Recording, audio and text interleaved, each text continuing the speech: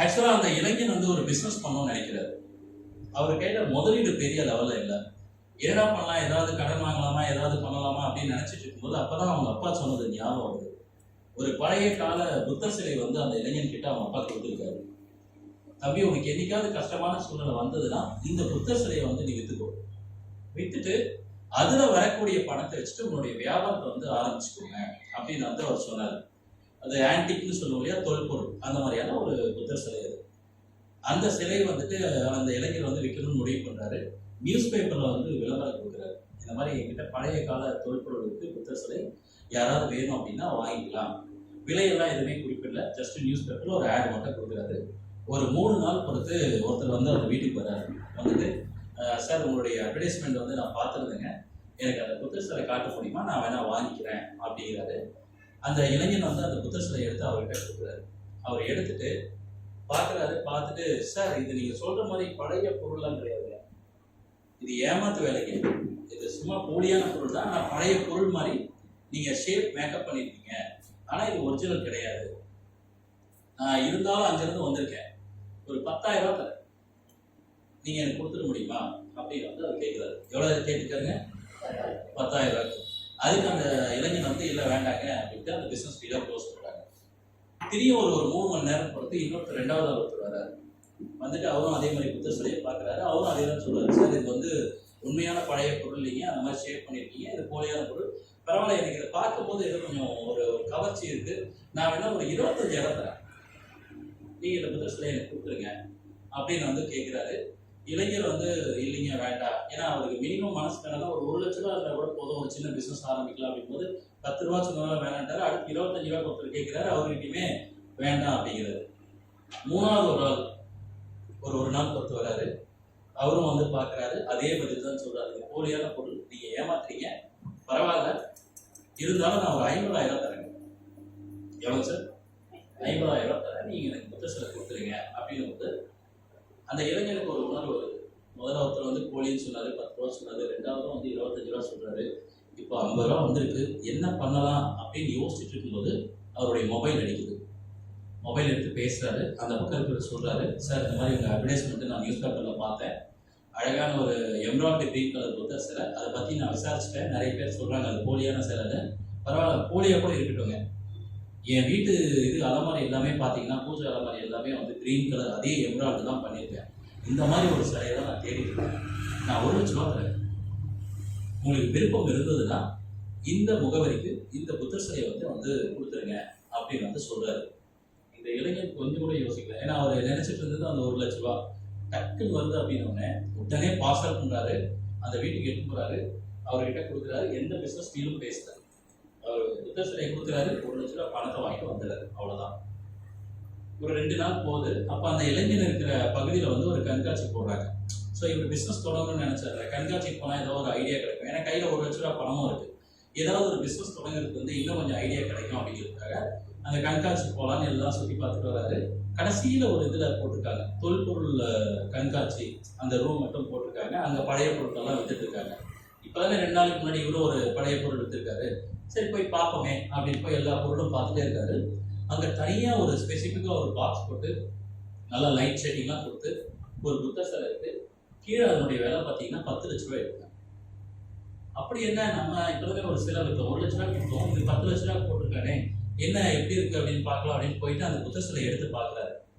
அந்த இளைஞனுக்கு மட்டுமே தெரிஞ்ச உண்மை என்னன்னா, அவங்க அப்பா கொடுத்த அந்த சிலையுடைய வலது கீழே லைட்டா விரிசல் விட்டுருக்கும், அது மட்டும் இல்லாமல் சின்னதா ஒரு பீஸ் உடைஞ்சிருக்கும். சேம் இந்த புத்தர் சிலையில அந்த விரிசல் இருக்கு, உடைஞ்சிருக்கு. ஸோ அவர் தெரிஞ்சுக்கிறாரு, ஓ இது நம்ம சிலை தான், நம்ம 1 லட்ச ரூபாய் விற்றுருக்கோம், ஆனால் இங்கே 10 லட்ச ரூபாய் போட்டிருக்காங்க, எப்படி இது, ஓனர் யாரு அப்படின்னு போய் பார்க்கலாம் அப்படின்னு போய் ஓனர்கிட்ட பார்க்குறாரு.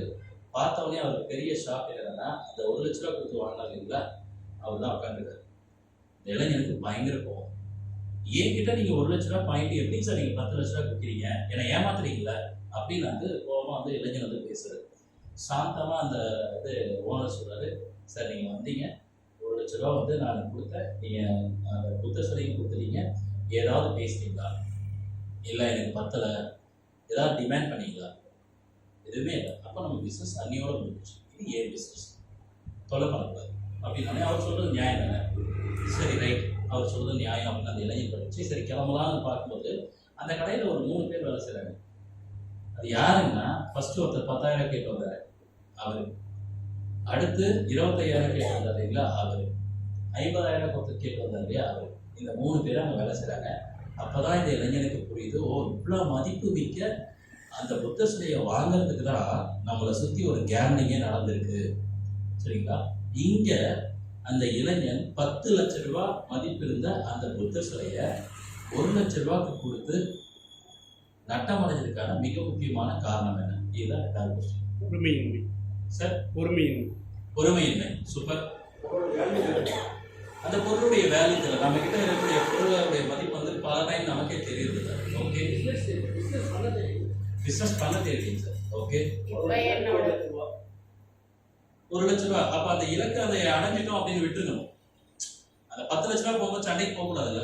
நீ என்கிட்ட ஏன் 1 லட்ச ரூபா கொடுத்து இவ்வளோ இருந்தேன். ஸோ அது தெளிவில்லாத இலக்குன்னு வச்சுக்கலாங்களா? ஓகே, என்னோட தேவை இன்னைக்கு இதுதான், அது சாட்டிஸ்ஃபை ஆயிடுச்சு அப்படின்றது. சாட்டிஸ்ஃபை ஆனவர் அதோட அமைதியாக இருந்திருக்கணும், சண்டைக்கு போயிருக்கூடாது. ஒரு மிக முக்கியமான ஒரு உணர்வு வந்தது அந்த ஃபோன் வரும்போது. அந்த உணர்வுக்கு பேர் அந்த 50,000 ஒருத்தர் பேசிட்டு இருக்கும்போது திடீர்னு ஒரு மொபைல் அடிச்சதுன்னு சொன்னோம் இல்லையா, அந்த மொபைல் எடுத்து பேசும்போது 1 லட்ச ரூபா சொன்ன உடனே ஒரு உணர்வு அவர் வந்தது. அந்த உணர்வுக்கு பேர் அவர் நினைச்சது டார்கெட், அவர் நினைச்ச டார்கெட் அமௌண்ட் அவருக்கு வேல்யூவா கேட்டுட்டாங்க அப்படின்னா அடுத்த டைம் பேசியே இருக்கக்கூடாது. பரவாயில்ல 1 லட்ச ரூபா நமக்கு வந்துச்சுன்னு விட்டுருக்கணும். அதுக்கப்புறம் சண்டைக்கு போயிருக்காரு. விட்டது போயிருங்கிற ஒரு அவசரம் சார். விட்டது 1 லட்ச ரூபா போயிருங்க அவசரம். இந்த வாழைப்பழத்துல 3 பக்கம் உரிச்சிட்டு ஒரு பக்கம் மட்டும் உரிக்காத மாதிரி ஆன்சரை கிட்டத்தட்ட வந்துட்டீங்க. விட்டா அதுவும் போயிடும் அப்படிங்கிற அந்த இதுக்கு பேர் என்ன? நம்ம ஃபிக்ஸ் பண்ண அமௌண்ட்டுக்கு ஒருத்தர் மாட்டிக்கிட்டான். ஓகே, ஆனா சார் சொன்ன ஆன்சரை வந்து கொஞ்சம் யோசிச்சீங்கன்னா ஆன்சர் கண்டுபிடிச்சிடலாம். விட்டா அதுவும் போயிடும் அப்படிங்கிற ஒரு உணர்வு, அந்த உணர்வுக்கு பேர் என்ன? அவசரம். அது அவசரம். இன்னும் கொஞ்சம் பக்கத்துல சரியான முடிவெடுத்து இல்லாம அந்த முடிவெடுக்காம போனது, அவசரப்பட்டதுக்கு, விட்டா அதுவும் போயிட்டு நினைச்சதுக்கு நடுவுல ஒரு விஷயம் கொஞ்சம் அப்படியே சொல்லிட்டாரு. ஒரு பெரிய கைத்தட்டல் கொடுத்துருவாங்க.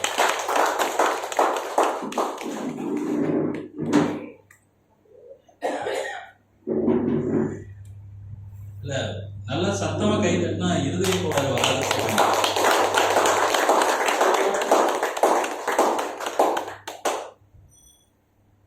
சார் சொன்ன ஆன்சர் என்னன்னா பயம். சார் நீங்க சொன்னீங்க நம்மளுடைய பிசினஸ் ஆகட்டும் இல்லை நான் சக்சஸ்ஃபுல்லான ஒரு வாழ்க்கையை வாழணும் அப்படின்னு நினைக்கும் போது உறுதியான எண்ணங்கள் அப்படிங்கிற ஒரு விஷயத்த நான் கொண்டு வந்துட்டேன். ஆனா இந்த உறுதியான எண்ணங்களை வந்து உடைக்கிற ஒரு முதல் விஷயம் என்னன்னா பயம். எப்ப நமக்கு பயம் இருக்கும் அப்படின்னா அந்த விஷயத்தை பத்தி நமக்கு தெரியாத போது பயம் கண்டிப்பா வரும். ஏன்னா தேவையில்லாத எண்ணங்கள் வந்து உருவகப்படுத்தும் பயத்தை. நீங்க ஒரு விஷயத்துல பயம் இருக்கு அப்படின்னா அந்த விஷயத்த பார்த்து நீங்க கத்துக்கிட்டே வந்தீங்க, அந்த விஷயத்துல உங்களுக்கு அப்டேஷன் இருந்துட்டே இருந்ததுன்னா உங்களுடைய நாலேஜ் லெவல் அதிகமாயிட்டே போகும், பயத்தினுடைய அளவு வந்து குறைவாயிட்டே வரும். ஸோ சக்ஸஸ்ஃபுல்லான நம்ம பிஸ்னஸ் கொண்டு போனால் ஃபஸ்ட்டு வந்து உறுதியான எண்ணங்கள் விடணும் அப்படின்ட்டு, 2வது பயம் அப்படிங்கிற ஒரு விஷயத்தை வந்து நம்ம விடணும் அப்படின்னு. ஓகே, 3வது